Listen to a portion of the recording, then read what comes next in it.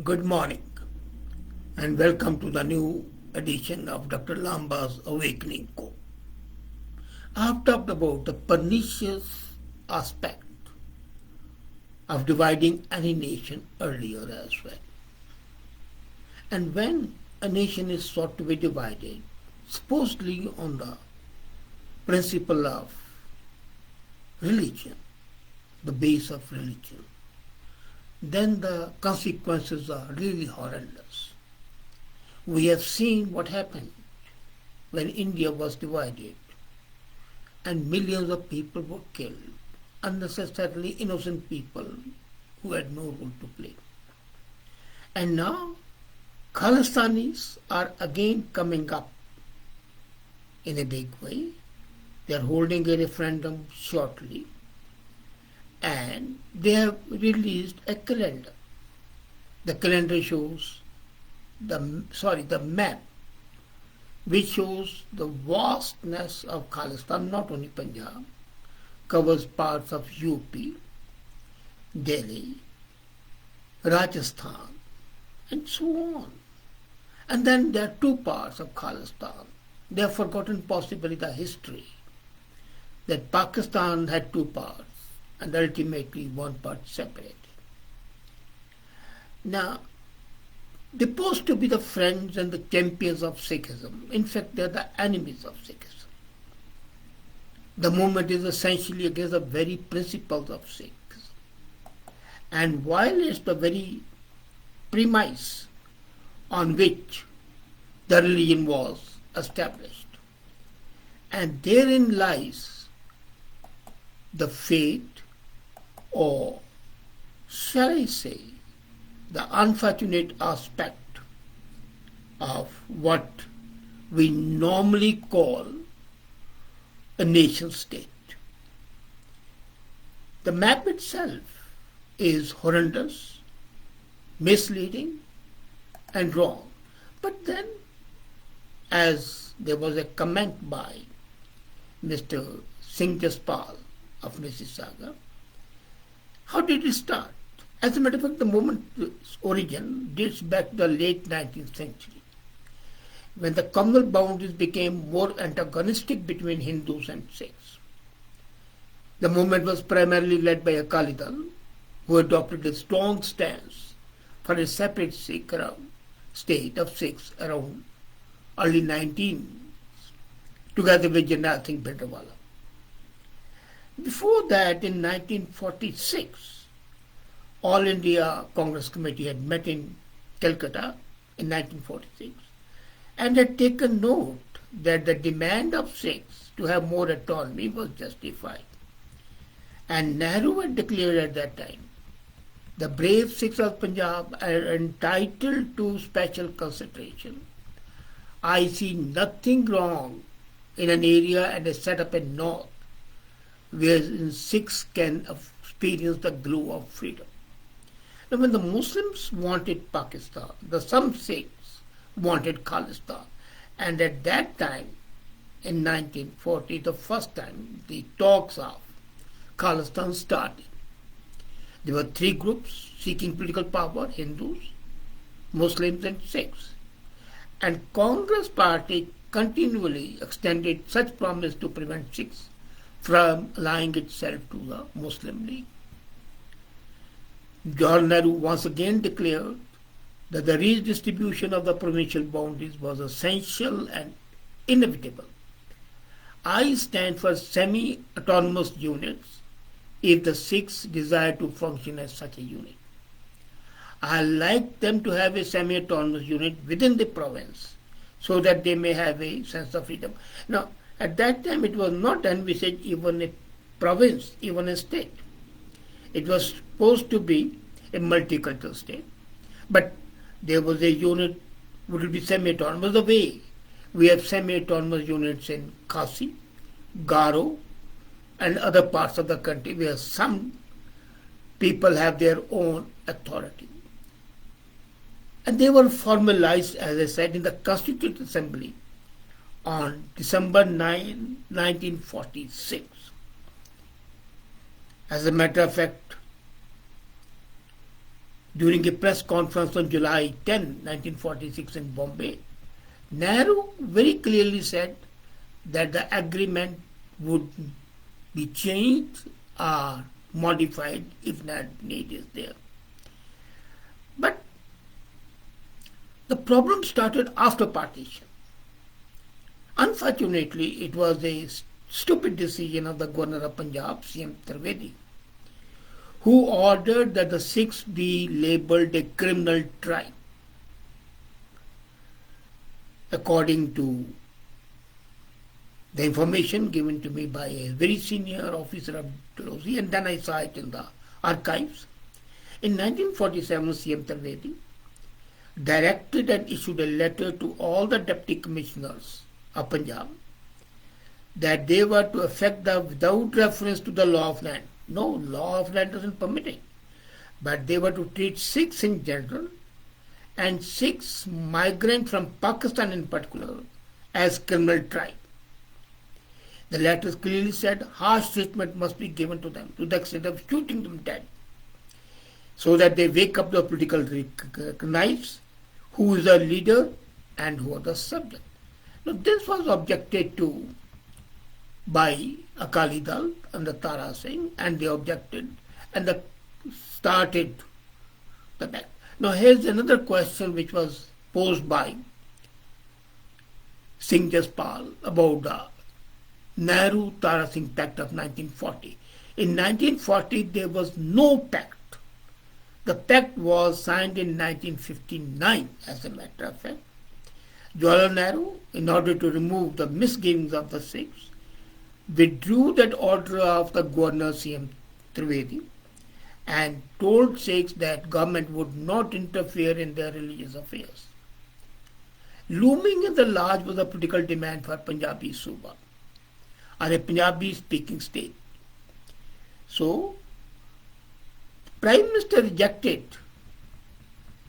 the demand of Tara Singh to have arbitration. He said, no, there is no need of arbitration, and arbitration is required when there is a dispute. We accept that the Punjabi should be there, Punjabi Suba should be there, but he objected to Punjabi being the primary language, saying that Hindus were 49%. And therefore Hindus and Punjabi both should be the medium of instruction. So this was the problem, and then Tara Singh Pact was signed in 1959. Consequent to that, Punjab was formed based on Punjabi language. So that's the background. Now, looking at the map, I was amazed that the Sikhs demand a lot of land in Punjab. That's Khalistanis, I shouldn't say Sikhs. But they ignore that Lahore was an important part of Sikh rule, and they are not bothered about that.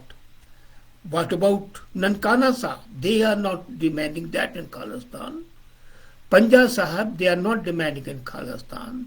Lahore, they are not demanding in Khalistan, but they are demanding Bhartpur, they are demanding Jodhpur, they are demanding practically the whole of Haryana, Uttar Pradesh, and in that process they say Uttarakhand would remain in India, but the balance would come to Khalistan, thereby dividing India into two parts. Basically, whole of Haryana, whole of Punjab, practically 1/3 of Rajasthan and 1/4 of UP, that they are claiming in Khalistan, without asking for the part in Pakistan. So what does that show? That shows basically the whole movement is promoted, financed, and helped by Pakistan to divide India. Now, what it is a case of principles of Sikhism. Sikhism was created at first as a separate anti-casteist social revolution. It was a reformation of Hinduism, you can call it. Like Martin Luther started Protestantism, Guru Nanak, along with the other saints of Bhakti movement, started Sikhism. He didn't start it actually, it just came to happen. He had no interest in setting up any sect. But when Khalsa was formed, which is a part of Sikhism, they forgot that Guru Gobind Singh, the 10th Guru and the founder of Khalsa, he had written those epics almost, Chandi Diwar, Gyan Prabodh, 24 Avatar, Brahm Avatar, Rudra Avatar, Shastra Nam Mala, and all that is nothing but exposition of Hindu culture and Hindu civilization. The whole thing was to protect Hinduism. When he asked his father, Guru Tegh Bahadur, to go and get himself sacrificed so that the Kashmiri Brahmins could be protected, was it not protecting Hinduism? As a matter of fact, they were not protecting Hinduism, they were protecting all the oppressed classes. And they had no desire at any time to do something to separate. So much so that each elder's son, normally it was the eldest, but sometimes it would be the others, they would be made sick. So in one family, one person would be sick, the other would be Hindu. It happened in my family. My grandfather had 3 sons, and one was Sikh, 2 were Hindus. Then look at the teaching. The Sikhs are a martial religion. They fight. They were in fact an army of Hindus, and the armed corps, basically. But who taught them the fighting? Guru Har Gobind was taught Shastra Vidya by 2 Rajputs named Rao Sigara and Rao Jeta. The great-grandson of Guru Har Gobind was Guru Gobind Singh, the 10th Guru of Sikhs. He was taught Shastra Vidya, the fighting, by Rao Bajjar Singh of Rathore. And he was the great-grandson of Rao Madanji Rathore. So Hindus taught them the Shastra Vidya. And later, Guru Gobind Singh's son was taught by Rai Alam Singh Chauhan, who till today is considered as one of the finest generals to have ever led Sikhs. So the teaching, whether it's a religious teaching, where there is the mythology of Hinduism, where there is the Hindu culture, they were a part and parcel of Sikhism. So today to say that they are enemies is an absolutely misleading thing. Then comes another thing, which is extremely important. As I said, Sikh religion is universal and non-proselytizing. It doesn't believe in expanding itself. People come of their own accord, but there is no effort to expand it as Muslims, other Christians would do. So, why have this concept is beyond the thought of anybody? Another thing, which is very important, is to consider that if the principles of Sikhism are to be destroyed, that is the protection of the oppressed, defense of Hinduism, then, and you want a separate state, would it be economically viable? The way now they have presented the map, it is viable. But would any country want vivisection? You are dividing country North India and South North India, which is not going to be acceptable. Then the people in Bharatpur and Jodhpur, the moment they saw it, they were annoyed.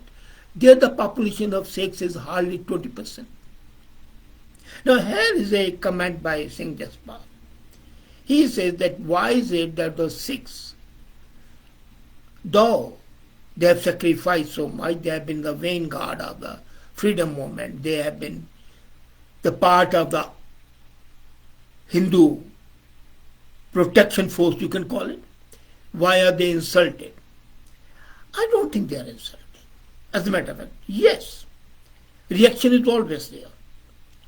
When you line up Hindus to be killed, when you stop a bus, bring out Hindus selectively and kill them, there would be reaction. It's as simple as that. But I remember when I was a kid, I was traveling by train, and one other person, I was hardly about 10 or 11, I was traveling from Bathinda to Delhi, and the train was, by that time there used to be mostly passenger trains.